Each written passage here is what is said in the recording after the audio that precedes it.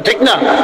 তিনি এমন একটা মুহূর্তে পৃথিবীতে আল্লাহ পাক উপস্থাপন করেছিলেন যেই সময়ের যুগকে অন্ধকারের যুগ বলা হয়, জাহিলিয়াতের যুগ বলা হয়। অন্ধকারের যুগ মানে সূর্য ছিল না, আলোবাতি ছিল না, ব্যাপারটা এরকম না। অর্থাৎ মানুষের মধ্যে মনুষ্যত্ববোধ, নৈতিকতা, চরিত্র, আখলাক বলতে কিচ্ছু ছিল না। এই অন্ধকারাচ্ছন্ন চরিত্রওয়ালা মানুষের সংস্রব সোহবতে আল্লাহ পাক রব্বুল আলামিন আল্লাহর হাবিবকে পাঠিয়ে দিলেন। এই রশ্মিকৃত আলোকময় মানুষের সোহবত গ্রহণ করে সেই সমাজের আর্থিক সংকট, অভাবগ্রস্ত, বংশমর্যাদা দুর্বল এই লোকগুলি শতক পাখির মতো তার কথা শ্রবণ করে হেদায়েত নামক দৌলত আল্লাহর পক্ষ থেকে গ্রহণ করার তৌফিক পেয়েছে।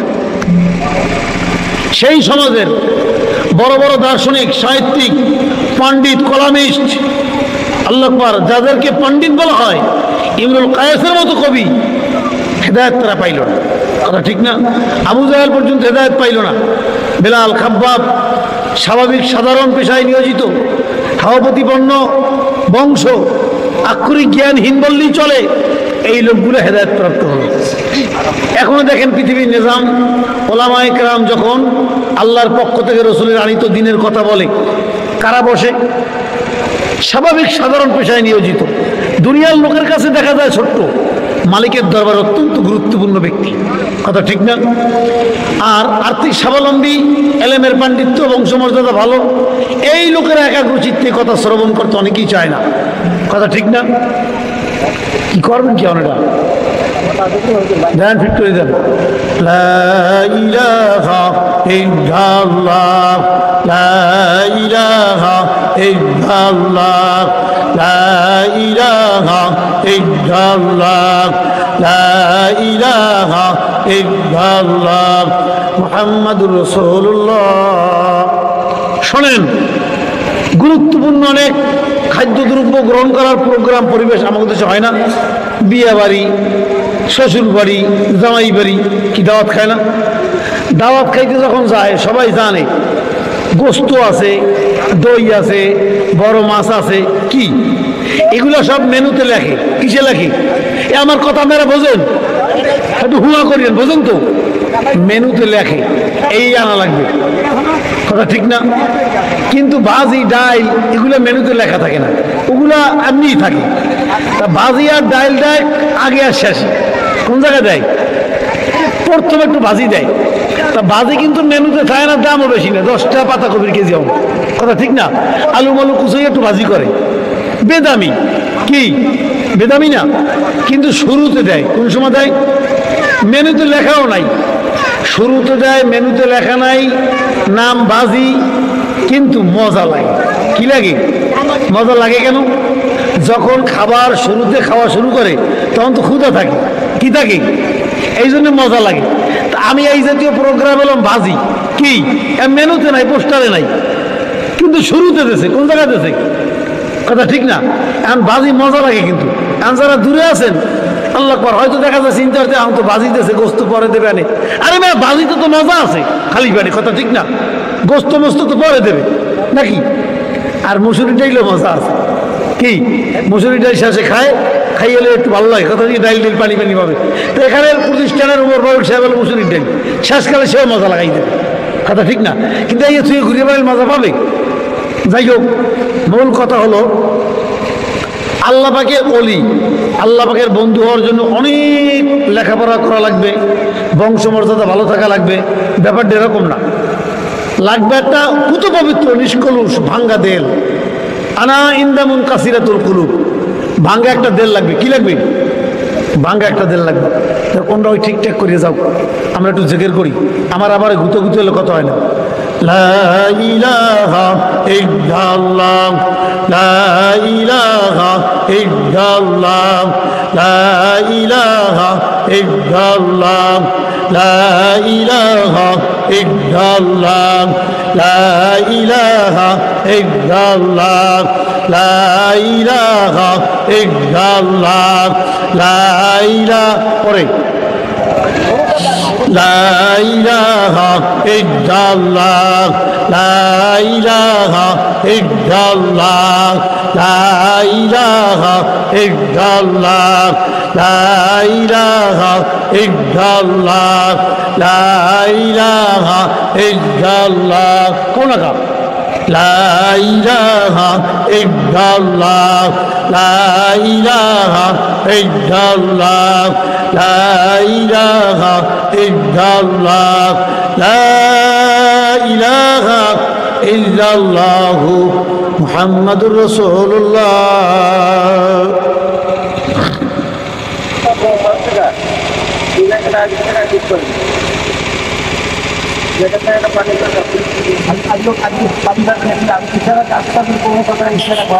আলহামদুলিল্লাহ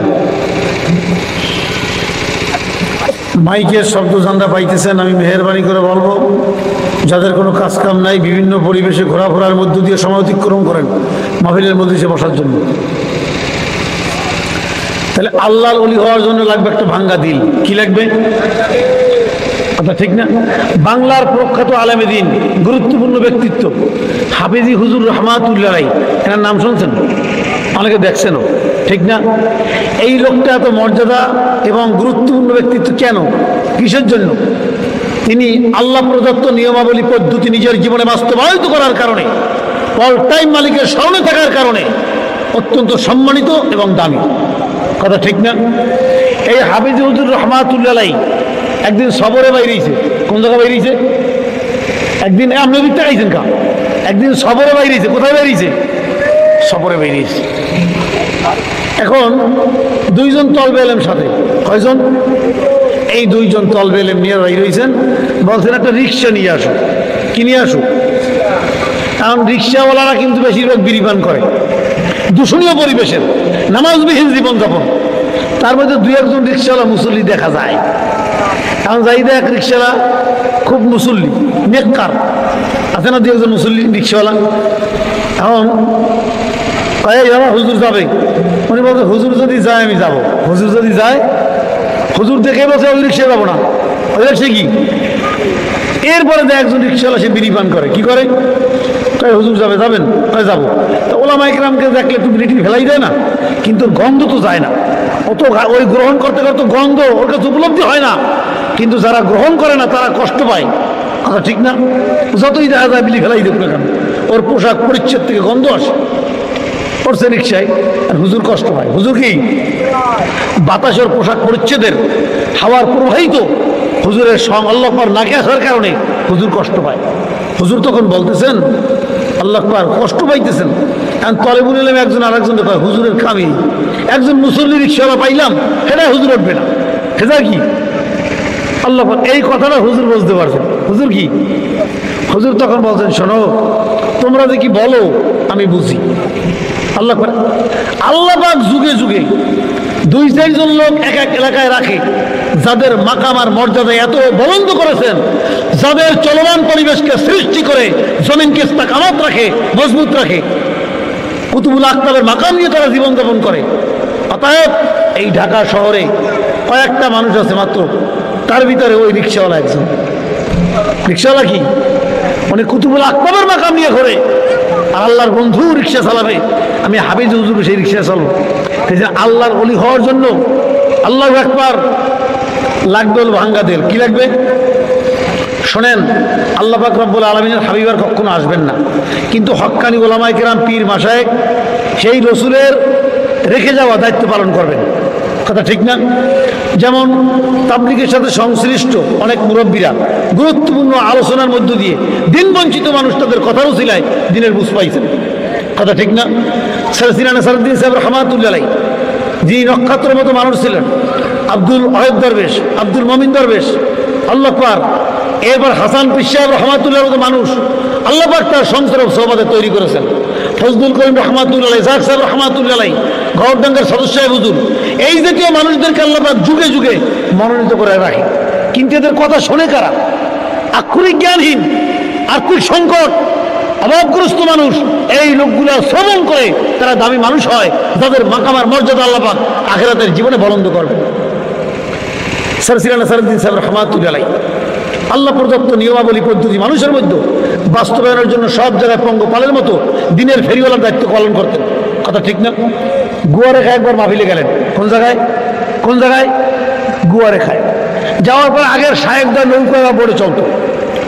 এলাকার মধ্যে মানুষের হিতাকাঙ্ক্ষী কল্যাণকামী মানুষ হিসাবে ঘুরে বেড়াইতো, রাত্রে সেখানে থাকতো, সকালবেলায় তসবিহ তালিম জিকির আজকারের তালিম দিত, তাহাকিক করে খাদ্য গ্রহণ করতো, নৌকায় তারা পাক করতো। কথা ঠিক না? এই ছিল তাদের পরিবেশ। ঠিক গুয়ারেখা এলাকায় হুজুর রাত্রে মাহফিল করে বলছেন এখানে থাকবেন। এলাকায় এলান করা হল হুজুর জিকিরের তালিম দেবেন।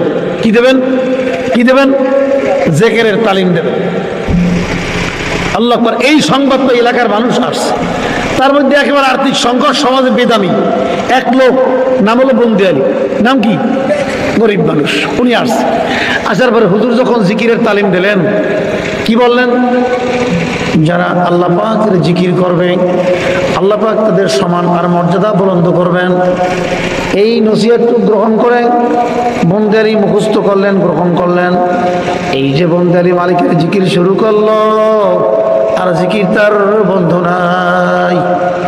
এখন রাস্তাঘাটে হাঁটে বন্দি তো জিকির করে, পীর সাহেব হুজুরের সোহবত গ্রহণ করে মালিককে পাওয়ার জন্য। কাকে পাওয়ার জন্য? হুজুর বলেছেন যারা আল্লাহ পাকের জিকির করবে আল্লাহ পাক তাদের মাখা মর্যাদা দুনিয়ায় বুলন্দ করবেন, আখিরাতেও বুলন্দ করবেন। এই কথা শ্রবণ করে বন্দি আলী আল্লাহ পাকের জিকির শুরু করে দিল। যখন বন্দি আলী রাস্তাঘাটে চলে তখন মানুষেরা ইনকার করে, বিদ্রুপ করে।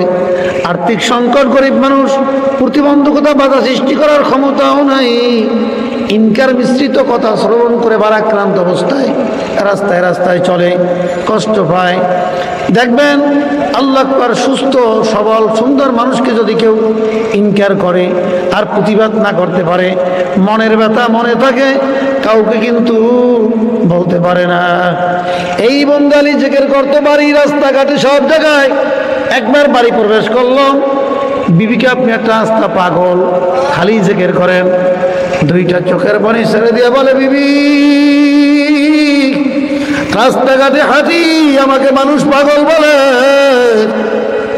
আজকে তুমি আমাকে পাগল বলল, আমার অন্তরটা ব্যথায় সরকার হয়ে গেল। এই কথা শ্রবণ করে বিবি লজ্জিত হয়ে যায়। আল্লাহ আকবার। বিবি তখন বললেন, আমাকে মাফ করে দেন, এমন কথা আর কোনোদিন কখনো বলবো না। আল্লাহু আকবার। এখন এই বন্দি আলী দীর্ঘদিন জিকির আজকারের মধ্য দিয়ে একদিন আল্লাহ পাকের কানুন অনুযায়ী পৃথিবীর থেকে বিদায় নিয়ে চলে গেলেন। এন্তেকালের সময় ছোট্ট একটা মেয়ে সন্তান রাখলেন। এই মেয়ে সন্তানটি আল্লাহু আকবার একদিন দুই দিন করতে করতে প্রায় 5-6 বছর বয়স, ইন্তেকালের প্রায় 3 বছর বয়স। পরে একদিন বললেন, আমাদের ঘরে কোনো কাঠ নাই, আল্লাহ পাক কাঠ সংগ্রহ করা লাগবে, চলো বাগানে চলো। এইবার বাগানে রওনা করলেন।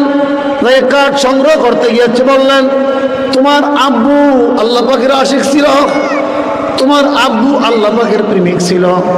তিনি নেসারউদ্দিন সাহেব রহমাতুল্লাহর পরামর্শ গ্রহণ করে আকসিরু যিকরুল্লাহি হাত্তা ইয়াকুলু মাজনুন, আল্লাহ রাসূল বলেন এত অধিক পরিমাণে, এত বেশি পরিমাণে আল্লাহর জিকির করো, দুনিয়ার মানুষজন তোমাদেরকে দেখলে পাগল বলে। অতএব তোমার আব্বা এই আল্লাহ পাকের জিকির আজকার করতো, মানুষেরা পাগল বলতো। এই বাগানের মধ্যে তোমার আব্বুর কবর আছে, 3টা বছর তোমার আব্বু দুনিয়ায় নাই, চলো আমরা কবরের পাশে যাই, দোয়া করে আসি। 3 বছর পরে মেয়েটাকে নিয়ে দোয়া করার জন্য গেলেন। যাইয়া দেখেন কবরটা ভাঙ্গা ভাঙ্গা দেখা যায়। হঠাৎ করে তাকাইয়া দেখে কাপড়ের কাপড় সহ লাশ তাজা দেখা যায়। তখন তার মেয়ে বললেন, আম্মু তোর আব্বা এই কথাটাই বলতো, যারা আল্লাহ পাকের জিকির বেশি বেশি করে আল্লাহ পাক দুনিয়াও সম্মানী করেন, আখিরাতেও সম্মানী করেন। এই কথাটাই তোর আব্বা বলতো। আজকে তোর আব্বাকে আল্লাহ পাক সম্মানী করেছেন, তবে তোর কি সাহস হয় মুখের কাপড় ধরে একটা নজর একটু খুলে দেখাবি? আব্বু আমার সাহস হয়। আল্লাহ আকবার। মেয়েটা নামার পর মুখের কাপড়টা দ্রবিত করে একটা নজর করে চিৎকার দিয়ে উঠে গেল, আম্মু আব্বু মরে না।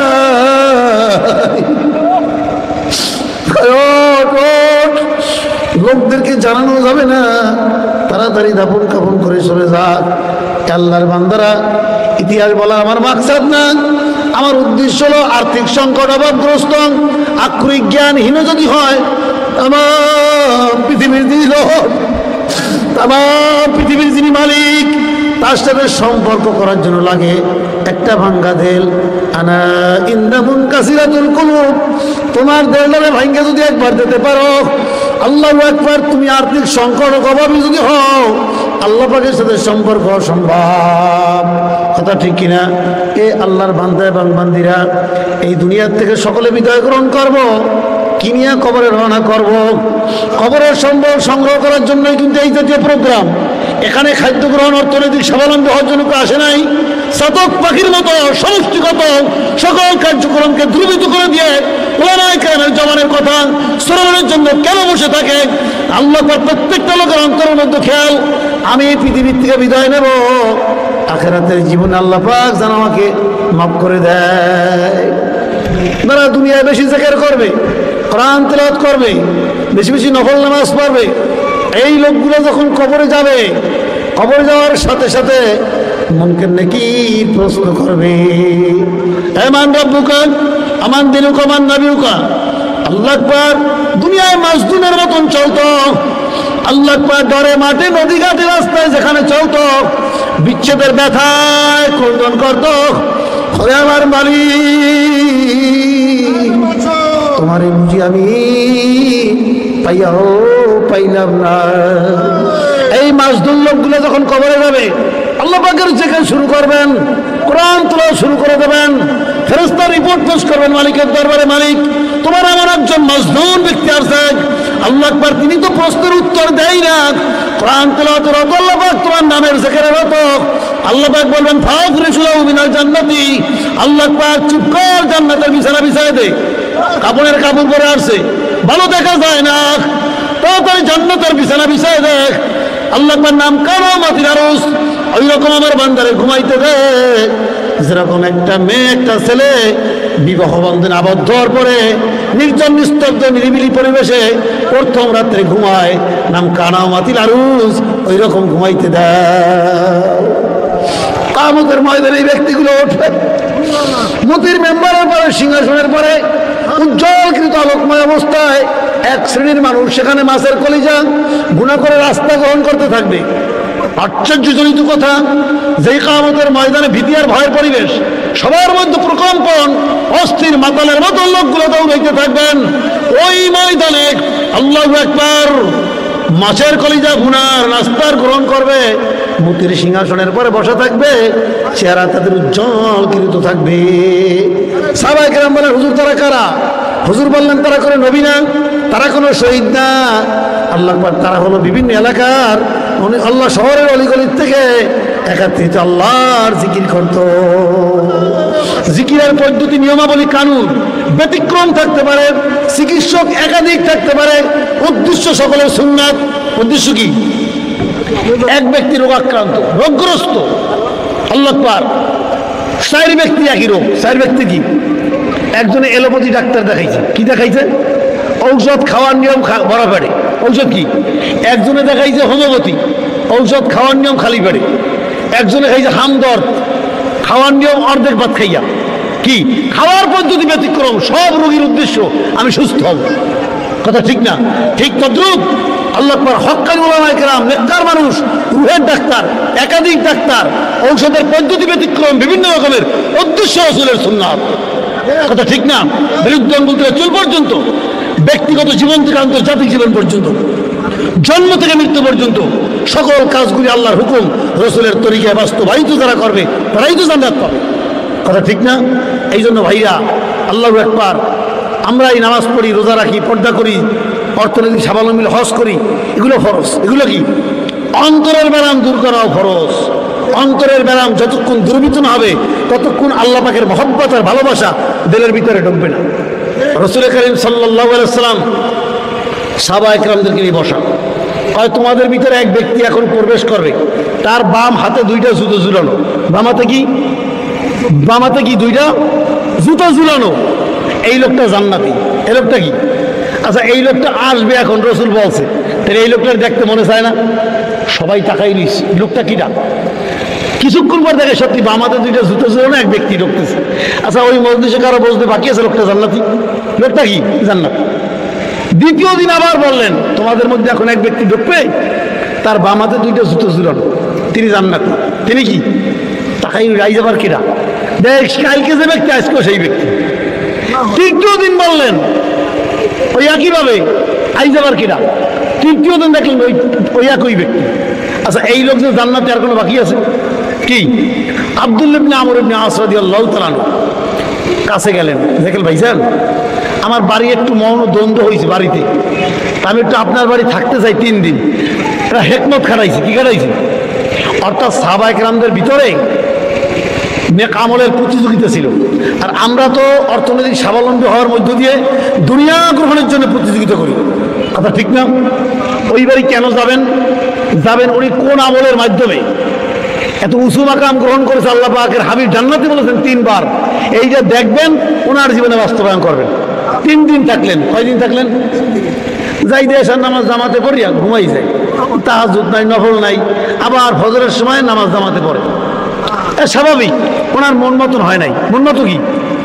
এখন বলে 3 দিন হওয়ার পর বলে, ভাইজান আপনি তো মসজিদে ছিলেন না, আমরা ছিলাম, আপনি তো জানেন না, রসুল আপনার ব্যাপারে 3 দিন জান্নাতি বলেছে। কয়দিন? বাড়িতে কোনো দ্বন্দ্ব আমার তেমন ছিল না, আমি হিকমতপূর্ণ ভাষার মাধ্যমে আপনার বাড়ি থাকার আলোকার মানসিকতা পরিবেশ তৈরি করেছিলাম। তা কোন আমলের কারণে রসুল আপনাকে 3 দিন জান্নাতি বললেন, এটা দেখার জন্য আসছিলাম। তা আপনার তো এমন কোনো আমল দেখলাম না। তুমি যা দেখছো আমার আমল এই। আমার আমল কি? এই এই এই কই রওনা করছে। কিছু দূর যাওয়ার পরে, ভাই শোনেন, আমার আর একটা আমল আছে। আর একটা কি? সেটা কি? কয় রাত্র যখন গভীর হয়, আমি যখন ঘুমানোর জন্য যাই, তখন আমার সঙ্গে যার সঙ্গে দ্বন্দ্ব হয়, ঝগড়া হয়, ফেসাদ হয়, আমাকে যদি কেউ এক্সেস কথোপকথন বলে, আমি সবাইকে ক্ষমা করে দিই, কারো পরে কোনো বিদ্বেষ আমার থাকে না। আব্দুল্লাহ ইবনে আমর ইবনে আস বলেন, এই জন্যই তো আল্লাহ হাবিব আপনাকে জান্নাতি বলেছে। আল্লাহ খাইকে সৌদান দিলে তুসু আইনা, খাইকে সৌদান দিলে তুসু আইনা, দাহুসিস ফেরুকুনাস দরুনে সিনা, হেরসতম বখল হারাম গিবত, কেজব হাসা তরিয়া, আল্লাহ আকবার, কেজব হাসা তরিয়া, আল্লাহু আকবার, হারাম খেনা। তোমার দিলকে কি আয়নার মতো করতে চাও? যদি চাও, তোমার অন্তরের ব্যারামগুলো দূর করে দাও। অন্তরের ব্যারামগুলো কি? হেরসতম বখল হারাম গিবত, কেজব হাসা তোকে বের রিয়া খিনা। এই 10টা রোগ অন্তর থেকে দূর করে দাও। এই অন্তর থেকে রোগগুলো দূর হবে কিসে? বেশি বেশি মুওয়াজ্জাতের মুরাকাবা, কোরআন তেলাওয়াত, আল্লাহ পাকের জিকির। আল্লাহ পাকের কি? এই 3টা মেডিসিন যদি কেউ পদ্ধতি কারণ অনুযায়ী বেশি বেশি অধ্যয়নের মধ্য দিয়ে, স্মরণের মধ্য দিয়ে জীবনযাপন করে, তার কলবের ব্যারাম দূরীভূত হয়ে সে স্বতন্ত্র মানসিকতা তার মধ্যে তৈরি হয়ে যাবে। কথা ঠিক না? এই ব্যারামগুলো দূরীভূত করার জন্য হক্কানি শায়েখদ্বয়, নেককার মানুষের লিখিত কিতাব অধ্যয়ন করা প্রয়োজন।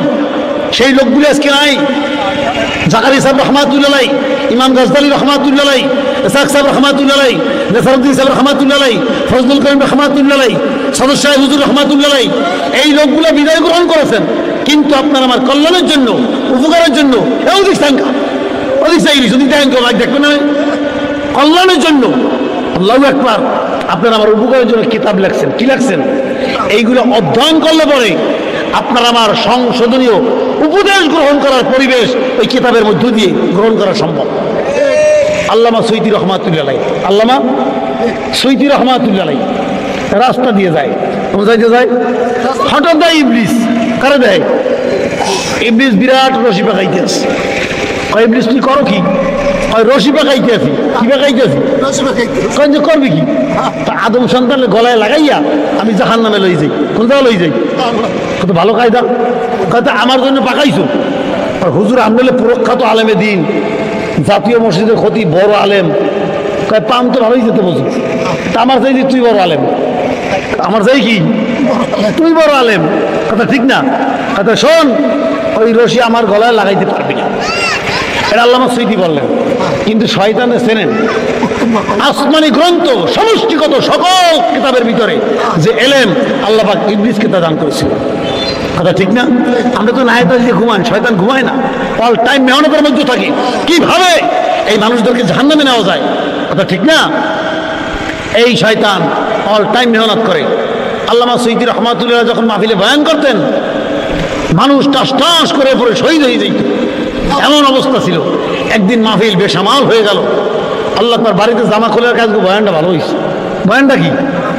সকালবেলা ইবলিস হাজির, কয় হুজুর সেই রশি কাল গলে আমরা লাগাই দিছি। কয় কীভাবে লাগাইনি? কয় কাল বয়ানটা ভালো হয়েছে। কইছেন তা বয়ান করার ক্ষমতা আপনার দেন? শয়তানের কাম কিন্তু এরকম এরকম শয়তান মার্কা মানুষ কিন্তু লেখা আছে। দুইজনে জ্ঞান দাম বাঁধলে যে কয় তোর ভাই 3টায় যাবান, তো তুই মাথা নত করে কথা বল। আবার অধিক জায়গায় তোর আব্বালো বংশীয় লোক, হে কোনোদিন পর মাথা নত করে নাই, পান দেয় এগুলো পান দেয় ওগুলো পান দেয়। ঠিক শয়তান তাই। আল্লাহ পার শয়তান কিন্তু সুপরিকল্পিত হবে নফসের সাথে পরিবেশ তৈরি করে এই কথা কিন্তু বাই করছে। কথা ঠিক না? আবার এই আল্লাহ পার ভয়ান করার ক্ষমতা আপনার, এও কয় শয়তান। কিন্তু আল্লাহওয়ালা যারা, আমার এই জামানায় যদি একটা রক্তের ফোঁটা লাগে, সাদা জামা, যার অক্ষমে কাজ করে, যার জামায় সব ময়লা, সেও কবে হুজুর লাগছে কি? কি কবে না? কবে না? অর্ডায় যে সব ময়লা কিন্তু তা বলবে না, আমারটা সাদা। তখন আমি কি করব? একটু পানি দিছি, ওঠে নাই। এরপর সাবান দিছি, ওঠে নাই। ব্লিচিং দিছি, ওঠে নাই। লন্ড্রি করে আমার উঠেই দেওয়া লাগবে টয়লেট কাপড়ের জামা। যতক্ষণ না ওঠে ততক্ষণ মনের ভিতরে শান্তি লাগে না। ঠিক স্পট মুক্ত, ত্রুটি মুক্ত যাদের কাল্প অন্তকরণ সামান্য ত্রুটি প্রকাশ পাইলেই তওবার মেডিসিনের মধ্য দিয়ে যতক্ষণ পর্যন্ত, কান্নার মলম দিয়ে যতক্ষণ পর্যন্ত এই স্পট দূরীভূত না করতে পারে ততক্ষণ পর্যন্ত তাদের মনে শান্তি নেই। আল্লামা সৈয়দী রহমাতুল্লাহ গোপনে যে কান্দে, ওরে আমার মালিক রে, ওরে আমার মাওলা রে, আমি এই বক্তব্যে এই কথা কেন উপস্থাপন করলাম? আমাকে তুমি যদি মাফ করে না দাও, আমার জাহান্নাম ছাড়া উপায় নাই। আল্লামা সৈয়দী রহমাতুল্লাহ চিন্তা করলেন, আল্লাহ পাক যতক্ষণ পর্যন্ত দেখবেন স্পট দ্রুবিত না হয়, যেরকম ভালো না লাগে, ঠিক কলমে যদি কারো ত্রুটি হয়ে যায়, নেককার মানুষের আমলে যদি কোনো স্পট পড়ে যায়, যতক্ষণ পর্যন্ত তওবার মাধ্যমে দূরীভূত না করতে পারে ততক্ষণ পর্যন্ত তারা উপলব্ধি করতে পারে অন্তরের মধ্যে একটা অস্বস্তিকর পরিবেশ সৃষ্টি হয়। যখনই স্পট দূরীভূত হয় তখন স্বস্তিকর পরিবেশ সৃষ্টি হয়। ঠিক আল্লামা সৈয়দী রহমাতুল্লাহ বেসাইনের মতন ঘুরে বেড়ায়। হঠাৎ চিন্তা করলেন, এমন একটা কাম করব, লোকের আমারে প্রশংসা করে, লোকের আমারে মন্দ বলবে, আল্লাহর দরবারে মাকাম বুলন্দ হবে। গবেষণায় বসলেন কি করা যায়। হঠাৎ করে চিন্তা করলেন, ওই এলাকার মধ্যে অর্থ গ্রহণের খেয়ালে যুবক মানুষের আল্লাহ পাক যৌন ক্ষুধা গ্রহণ করার পরিবেশ সৃষ্টি করে এক যুবতী, এক সুন্দরী রমণী, অর্থের মাধ্যমে যৌন ক্ষুধা নিবারণের পরিবেশ সেখানে সৃষ্টি। এই পতিতা নেওয়ালি তার সংসরব সোহবত আল্লামা সৈয়দী চলে গেলেন, যে তার দরজার কাছে বসলেন। দরজার কাছে অন্য দিন প্রতিনিয়ত ধারাবাহিকভাবে অন্য যুবকেরা সেখানে অংশগ্রহণ করে। আজকে দূর থেকে উপলব্ধি করতেছেন যে আল্লামা সৈয়দী বসা, তিনি এলাকার মধ্যে গুরুত্বপূর্ণ ব্যক্তিত্ব, অনেকে তাকে চেনেন, আল্লাহর ওলি। ব্যাপার কি, একজন লোক এখন ঢোকে না, কিন্তু মেয়েটা বলতেছেন দাসীকে, ব্যাপার কি, লোকজন কোথায়? দরজার সংলগ্ন এসে বলে, ঢুকবে কিভাবে? পাগড়ি পরিধান করেনওয়ালা, নিষ্পোশাক জামা, এই সুরাতের দাড়ি টুপিওয়ালা মানুষ, সে গেটের কাছে বসা। এই জাতীয় মেয়েদের কথাও কিন্তু অশোভনীয়, কথা ঠিক না? বলে হুজুর এবার এখান থেকে চলে যাইতে, এখানে বসে রয়েছে কেন? আপনি এখানে কেন হুজুর? তা ভিতরে মেয়েটার সঙ্গে আমি একটু দেখা করতে চাই। কি করতে চাই? এখন লাজুকত অবস্থা কই, সি সে তোমার সঙ্গে দেখা করবে, মনে করতে মন খারাপ হয়ে গেছে, পারে না, কথা ঠিক না? এই দেখা করার জন্য সেখানে প্রস্তাব দিলেন, বলে আসতে বলো। আশ্চর্য হয়ে গেলেন, বলে আমি তোমার ঘরে একটা রাত্র থাকতে চাই। তখন তিনি বললেন, আমার সংসরব সোহবতে থাকতে গেলে এই পরিমাণ টাকা সংগ্রহ করে আমার খান উপস্থাপন করা লাগবে। তিনি সিদ্ধান্ত নিলেন, সব পরিপাটি করলেন। আল্লাহ আকবার। তখন বললেন, শোনো, আজকে রাত্রে তুমি আমার, আমি তোমার। বলে হ্যাঁ, আর কেউ প্রবেশ করবে না, টাকা সব পেমেন্ট। এরপরে বললেন, আমি যা বলবো তুমি তো তাই করো। বলে হ্যাঁ। তখন বললেন, তোমার এমন কোনো কাপড় আছে যে কাপড় পুত পবিত্র পরিষ্কার পাক বলে আছে, কথা গোসল করে সেই কাপড় পরিধান করো। মেয়েটা মনে করছে যুবকদের সংসরব সোহবতে থাকি, হুজুরের ভিতরে ঘৃণার ভাব সৃষ্টি, এই জন্য সুন্দরভাবে গোসল করে নতুন পরিষ্কার পুত পবিত্র কাপড় পরিধান করেছে। এরপরে বলছে, আমি যা বলবো তাই করবো। বলছে হ্যাঁ, তা তো অবশ্যই। বলছে মাঝখানে একটা কাপড় টানাও, কি টানাও? এরপরে ব্যাগের মধ্যে একটা নামাজের মুসাল্লা, ব্যাগের মধ্যে কি যায় নামাজ। আল্লামা সৈয়দি রহমাতুল্লাহ এই নামাজের মুসাল্লাটা বিছায় দিয়ে বলতেছেন, ও আল্লাহর বান্দি, এই কারণ এই পদ্ধতি অনুযায়ী তুমি 2 রাকাত নামাজ আল্লাহর দরবারে আদায় করো, কারণ আমি তোমার, তুমি আমার, আমি যা বলবো তাই শুনবা। আল্লাহ আকবার। এই গুনাহ করনেওয়ালা পরিবেশ থেকে যখন নামাজের মুসাল্লা আল্লামা সৈয়দি রহমাতুল্লাহ ওই মহিলাকে উত্তোলন করার পরিবেশ সৃষ্টি করলেন, আল্লামা সৈয়দি আর বসে নাই, মালিকের দরবারে কান্দে, মাহবুদ গো, গুনাহ করার পরিবেশ থেকে তোমার বান্দিকে নেক পরিবেশে আল্লাহু আকবার অংশগ্রহণ করার তৌফিক যখন তুমি দান করেছো, তোমার বান্দিকে তুমি কবুল করে নাও। আল্লাহ রাত্র যখন গভীর হয়ে যায়, মেয়েটা চিৎকার করে কাঁদে, আমার মালিক, আমি তোমার চিনি নাই, আমাকে তুমি মাফ করে দাও। মেয়েটা, হুজুর আমি আর গুনাহ করবো না, আর এই এলাকায় বসবাস করবো না, আমি ওর ধরে অনারে জীবনযাপন করব, আমি গ্রাম্য পরিবেশে চলে যাব, এই শহর এলাকা আর কোনোদিন আসবো না। তখন হুজুর বলে, শোনো, তোমার তো উপকার করলাম। বলে, হ্যাঁ, তুমি আমার একটা উপকার করবা, আমি এই জাতীয় মসজিদের খতিব, আগামীকালকে শুক্রবার জুমার নামাজ আদায় অন্তে আমি যখন মসজিদ থেকে বের হব, তুমি তোমার চেহারা রক্ষা করবা, পর্দা রক্ষা করবা, আবার লোকেরা তোমাকে যেন চিনতেও পারে এমন একটা পরিবেশ সৃষ্টি করে দরজার কাছে দাঁড়িয়ে থাকবা। আমার এই ব্যবহারকৃত রুমাল তোমার কাছে রাখলাম, তুমি শুধু দরজার সামনে দাঁড়িয়ে বলবা, হুজুর কালকে রাত্রে আপনি আমার ঘরে ছিলেন, রুমাল রেখে আসছিলেন, এই নেন রুমাল। কথা তো আর মিথ্যা না। অনেক যুবকেরা ওই মেয়েটার সংসরব সোহবাতে যায়, তারা নামাজও পড়ে, এমন লোক আছে না? আল্লাহ পাশে নামাজও পড়ে, এই যুবকেরা তো সেখানে প্রবেশ করেছে। ঠিক আল্লাহর বান্দি হুজুরের কথা অনুযায়ী জুমার পর মসজিদের গেটে সংলগ্নে দাঁড়াইলেন। হুজুর অন্য দিনের থেকে অগ্রভাগে মসজিদে নামাজ আধা ঘন্টা বেরোয় আসতেছেন, ডাক দিয়ে বলতেছেন, হুজুর রাত্রে আপনি আমার ঘরে ছিলেন, রুমাল রেখে আসছিলেন, এই নেন রুমাল। অন্য মুসল্লি যারা যুবক ওই মেয়েটার সংসরব সোহবাতে যায়, কেমন লম্পট, এটা তো কুতুবুল আকতাব মনে করতাম, জাতীয় মসজিদ খতিব মনে করতাম, সাক্ষীর দরকার নাই, সাক্ষী তো মেয়েটা নিজেই হুজুরের ঘরে ছিল। জুতা দিয়ে দে, ওরা জুতা দিয়ে দে রে মার। তখন আল্লামা সৈয়দ রহমাতুল্লাহ নফসের আর বয়ান ভালো হয়েছে বলবি, আল্লাহ করে আর তোর বয়ান ভালো হয়েছে বলবি। আল্লাহ করে আউলিয়া ইকরামদের ইতিহাস জীবনী পড়লে এই সংশোধনী উপদেশ গ্রহণ হয়। লোকেরা তখন মন্দ বলে, কিন্তু আল্লাহর দরবারে মাকাম বলন্দ। কথা ঠিক কিনা? আল্লাহ ওয়ালা লোক ছাড়া আল্লাহ ওয়ালা হওয়া যায় না। অনেকে বলে কোরআন হাদিস পড়ে চললেই তো হয়, কখনো কোনো ক্রমেই না। একজন রোগাক্রান্ত রোগগ্রস্ত ব্যক্তি ফার্মেসির থেকে ঔষধ গ্রহণ করলে হবে না। ঔষধ খাওয়ার নিয়মাবলী পদ্ধতি কানুন লোকটা জানা নাই। দীর্ঘদিন লেখাপড়ার মধ্য দিয়ে এই ঔষধ সেবনের নিয়ম কানুন পদ্ধতি যারা শিক্ষা গ্রহণ করে তাদের ডাক্তার বলে, তাদের চিকিৎসক বলেন, কষ্ট অর্জিত পয়সা তাকে দিয়ে প্রেসক্রিপশন গ্রহণ করি। ঔষধ সেবনের কানুন পদ্ধতি তিনি জানেন, ফার্মেসিওয়ালাও জানে না, আমিও জানি না। কথা ঠিক কিনা? আল্লাহু আকবার। ঠিক আন্দাজ ঔষধ খেলে রোগ দুর্বৃত তো দূরের কথা, মানুষ ক্ষতিগ্রস্ত হবে। ঠিক কলমের বারামকে দুর্বৃত করার জন্য যুগে যুগে আল্লাহ পাক রব্বুল আলামিন কিছু মনোনীত ব্যক্তিদেরকে, নির্বাচিত ব্যক্তিদেরকে এই জমিনে রাখেন। তাদের সংসারের সোহবতে গেলে পরে আল্লাহর ফজল ও করমে কলমের বারাম দূর হয়ে যায়। কথা ঠিক কিনা? আল্লাহ আকবার। মকাবিয়ায় বসবাস করেন, আর্থিক সংকট, গরিব মানুষ, লেখাপড়া তেমন জানেন না, মানুষের খাতে প্রতিনিয়ত কাজের মধ্যে অর্থ সংগ্রহ করেন। নাম হল হাসান। নাম কি? সংবাদ পাইলেন নেসারউদ্দিন সাহেব রহমাতুল্লাহ কলবের চিকিৎসা দেয়। অনুন্নত পরিবেশ, রাস্তাঘাট ভালো না, নৌকার পথে তখন চলমান পরিবেশ তৈরি করে হাসান সেখানে যায়।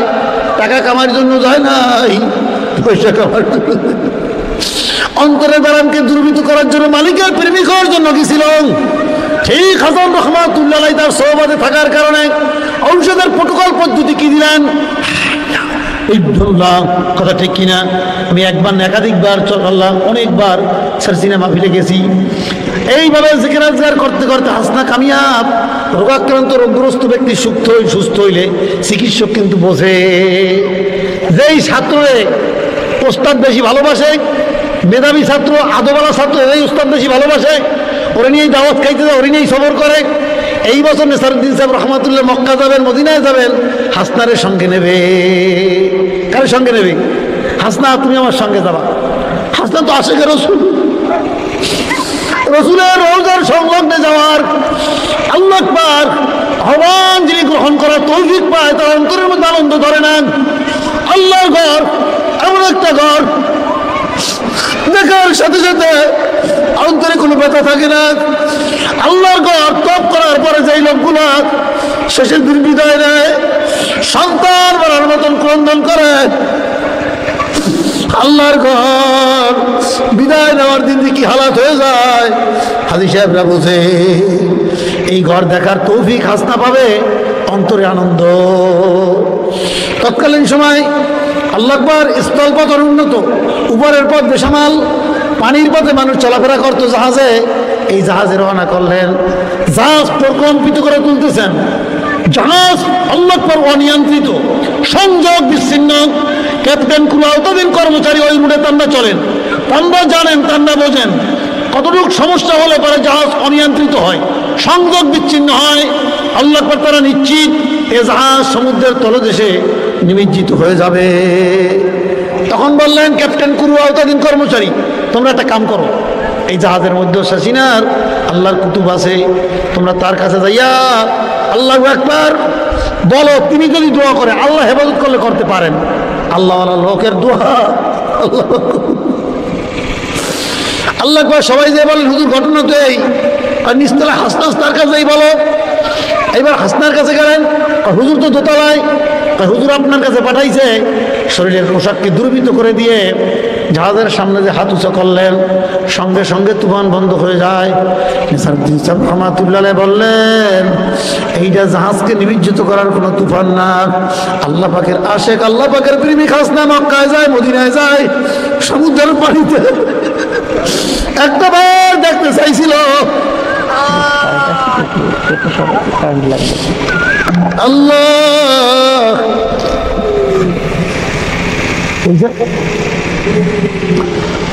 লা ইলাহা ইল্লাল্লাহ। আল্লাহর বান্দারা হয় কেমনে? আল্লাহ পাক যাকে মনোনীত করেন, আল্লাহ পাক যাকে নির্বাচিত করেন, আল্লাহ পাক ডাক দেন জিবরাইল, লাব্বাইকা আল্লাহ।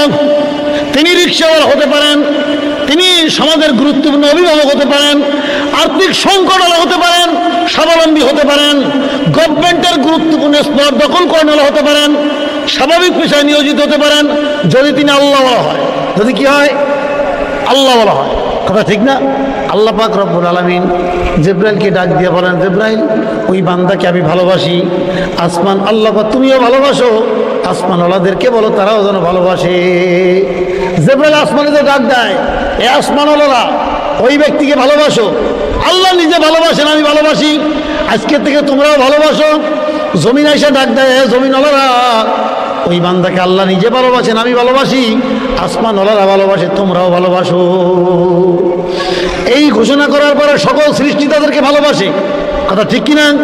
আল্লাহু আকবার। হাসান বিশর রহমাতুল্লাহ স্বাভাবিক সাধারণ পেশায় নিয়োজিত, মালিকের সাথে গভীর এক সম্পর্ক করার কারণে আল্লাহ পাক রব্বুল আলামিনের কাছে বলতেন, এখন বর্ষার দরকার, তোমার সৃষ্টিরা কষ্ট পায়, আল্লাহর সঙ্গে সঙ্গে বর্ষা দিতেও। এই জন্য যে কোনো একজন হক্কানি শায়েখ, নেককার মানুষের সংস্রব সৌভাব গ্রহণ ছাড়া আভ্যন্তরিক অন্তরের ব্যারাম কখনো দুর্বৃত্ত করা সম্ভব নয়। আল্লাহ আকবার। কথা ঠিক কিনা? একটা মানুষ যদি লয়ার হয়, দীর্ঘদিন পর্যন্ত গুরুত্বপূর্ণ স্পটে গ্রহণ করে, লয়ার বড় উকিল হয়েছে, ও যদি ওকলাতি করতে হয় আর একজন উকিলের সঙ্গে 2 বছর 3 বছর থাকা লাগবে। একজন লোক যদি ডাক্তার লন্ডন থেকে ডাক্তারি পাস করে, আর একজন ডাক্তারের সৌবাদ গ্রহণ ছাড়া ডাক্তারি করতে পারবে না।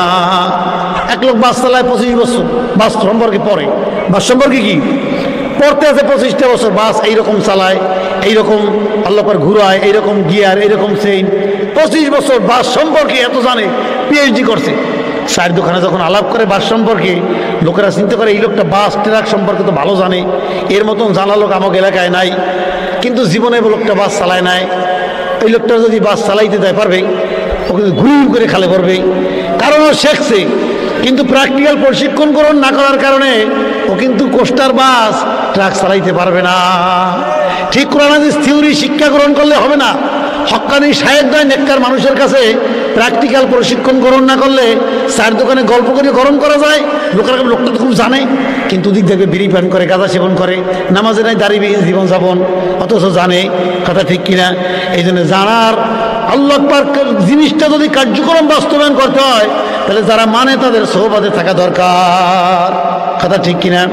এই জন্যই আল্লাহর হাবিবের সোহবাতে থেকে আল্লাহ পাক বেদামি মানুষগুলো দামি হয়েছিল। কেমন দামি? আল্লাহু আকবার। আপনারা জানেন ওমর রাদিয়াল্লাহু তাআলা আনহু রাসূলকে দ্বিখণ্ডিত করবেন। কি করবেন? দ্বিখণ্ডিত করবেন, দুই ভাগ করে তার মাথা গ্রহণ করবেন, 100 লাল উপডৌকুন হিসেবে গ্রহণ করার মানসিকতা।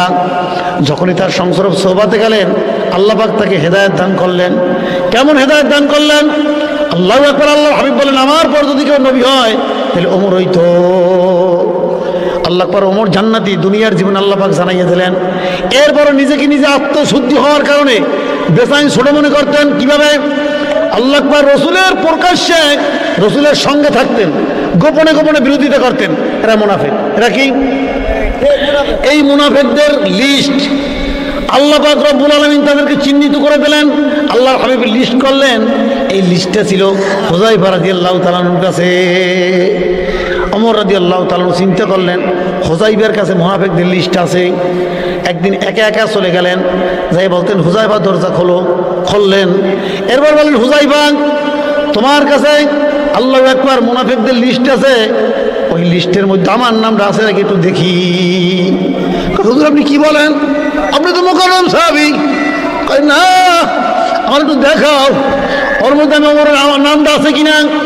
আল্লাহু আকবার। আত্মার ব্যারাম যখন দুর্বৃত্ত হয়ে যায়, নিজে আল্লাহু আকবার ভাঙ্গা দিলওয়ালা মানুষ হয়ে যায়, নিজেকে নিজে ছোট মনে করে। আর এইরকম যখন হয়, তখন আল্লাহ পাক রব্বুল আলামিন তাকে শিশু সুলভ আচরণ দান করেন। কি দান করেন? 1 নাম্বার, শিশুর একটা গুণ আছে। 1 নাম্বার, শিশুর একটা কাইফিয়ত আছে, শিশু প্রচুর পরিমাণে কান্দে। কথা ঠিক কিনা? শিশুরা কিন্তু কান্নাকাটি করে বেশি। কান্নার ভাষা দিয়ে খালামা ফুফুমা সবাইকে আপন করে নেয়। কথা ঠিক কিনা? আল্লাহু আকবার। ঠিক যারা আল্লাহওয়ালা হয়, আল্লাহ পাক তাদেরও চোখে পানি দান করেন, তারাও বারবার শুধু কাঁদতে থাকে। শিশুর আর একটা গুণ, যা কিছু চায় মায়ের কাছে চায়। গেছে নানা বাড়ি, বাদ দাও। কয় তোমার নানি আপার কাছে দাও, কয় না তুমি দাও। কয় তোমার খালামুড়ি আছে, দেবে না, হবে না, তুমি দেবা। শিশু মায়ের ছাড়া কিছু চেনে না। ঠিক যখন আল্লাহর বান্দা আল্লাহওয়ালা হয়ে যায়, আল্লাহ ছাড়া কিছু চেনে না, যা চায় আল্লাহ চায়, যা চায় আল্লাহ চায়। আল্লাহু আকবার। আল্লাহ দিয়ে দেয়। আল্লাহু আকবার। আল্লাহু আকবার। এক জোড়া জুতা যদি কিনতে যায়, তাও যাওয়ার সময়, আল্লাহ আমি এক জোড়া জুতা কিনতে যাই, আপনি এক জোড়া বরকতের জুতা কেনার তৌফিক দিয়ে।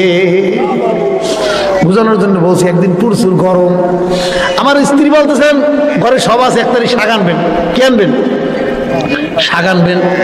এখন আমি আমার মসজিদের সংলগ্ন বাসা, আমি মসজিদের ধারে যাই, কি আল্লাহ বাজারে যাইতে 20-25 টাকা খরচ, শাকের দাম 10 টাকা। এইরকম মসজিদের টাকাই বলতেছে, আপনি 1 তারিখ শাক যদি আমার দিতেন, বাজারে যাওয়া লাগবে না। এখন এই বললে রাস্তায় গেছি, যে জায়গায় শাক টাক বিক্রি করে রাস্তার পর একজন নাই, অনেক গরম, একা একা দাঁড়াই রয়েছি।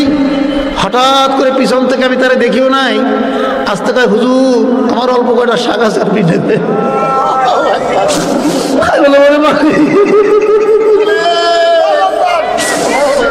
কত টাকা? 12 টাকা দিল, 10 টাকা দিলে দিয়ে দিল। এই মালিকরা আমরা চিনলাম না। আল্লাহ পাক বলেন, আল্লাযীনা আমানু আশাদ্দু হুব্বান লিল্লাহ, তোমরা যারা মুমিন তারা আমি আল্লাহকে সবচাইতে বেশি ভালোবাসবে। আল্লাহর বান্দারা, আল্লাহর ভালোবাসা তৈরি করার জন্য আল্লাহর লোকের কাছে যাওয়া দরকার। কথা ঠিক কিনা? আল্লাহকে আমরা চিনি না, আল্লাহকে চিনানোর জন্য এই প্রোগ্রাম পরিবেশ। কথা ঠিক কিনা? আল্লাহু আকবার। এই মাহফিলটা কিসের জন্য? একমাত্র আল্লাহকে চিনানোর জন্য মাহফিল। কিসের জন্য? তোমার শেষ শেষ। আল্লাহু আকবার। শোনেন, আমার একটা কথা, শেষকালে একটা কথা বললে যাই, সেটা কি? আল্লাহু আকবার। যদি কোনো ব্যক্তি 100 বার পড়ে, কয়শো বার? লা ইলাহা ইল্লাল্লাহু ওয়াহদাহু লা শারীকা লাহু লাহুল মুলকু ওয়া লাহুল হামদু ওয়া হুয়া আলা কুল্লি শাইইন কাদির। মুখস্থ না থাকলে হাফেজে কোরআন, কারিদা, উলামায়ে কেরাম, যাদেরকে আল্লাহ পাক ইলমের দৌলত দান করেছেন, তাদের থেকে শিক্ষা গ্রহণ করবেন। যদি কেউ পরে 100 নেকি তাকে দান করেন, 10 জন গোলাম আজাদ করার সব দান করেন। সবচাইতে গুরুত্বপূর্ণ কথা হলো ওই দিন ওর থেকে শ্রেষ্ঠ আল্লাহর দরবারে কেউ হবে না যে বেশি না পড়বে। তাহলে আল্লাহর কাছে শ্রেষ্ঠ মানুষ হওয়ার জন্য এই 100 বার পড়তে পারবো না?